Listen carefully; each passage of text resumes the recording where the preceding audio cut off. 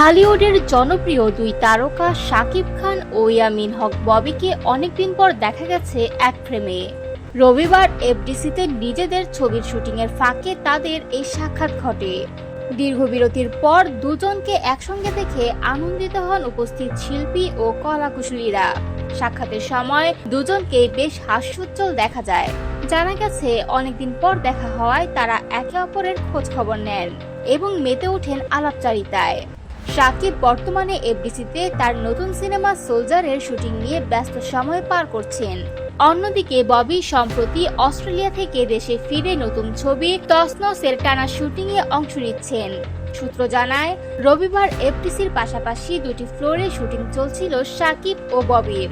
সেই সুবাদেই তাদের বহুদিন পর দেখা হয়। আলাপের সময় নিজেদের নতুন কাজের পাশাপাশি আলোচনা হয় ঢালিউড ইন্ডাস্ট্রির বর্তমান অবস্থা ও ভবিষ্যৎ পরিকল্পনা নিয়ে। তবে এই সাক্ষাৎকে কেন্দ্র করে দর্শক ও ভক্তদের মধ্যে নতুন জল্পনা তৈরি হয়েছে। ফের কি বড় পর্দায় একসঙ্গে দেখা যাবে শাকিব খান ও ববিকে? যদিও এখনো পর্যন্ত কেউই এ বিষয়ে আনুষ্ঠানিকভাবে কিছু জানাননি। উল্লেখ্য, ঢালিউডে শাকিব ববি জুটি একসময় ব্যাপক জনপ্রিয়তা অর্জন করেছিল।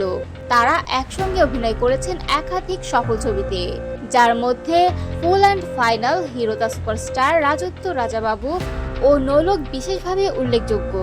প্রতিটি সিনেমায় দর্শকপ্রিয়তা পেয়েছিল এবং জুটির পর্দার রসায়ন প্রশংসিত হয়েছিল সর্বমহলে। দীর্ঘ বিরতির পর আবারও এক ফ্রেমে শাকিব ববিকে দেখা পাওয়ায় ভক্তরা সামাজিক যোগাযোগ মাধ্যমে উচ্ছ্বাস প্রকাশ করেছেন। অনেকে আশা করছেন এই পুনর্মিলন হয়তো ঢালিউডের জনপ্রিয় এই জুটির নতুন যাত্রার ইঙ্গিত বহন করছে।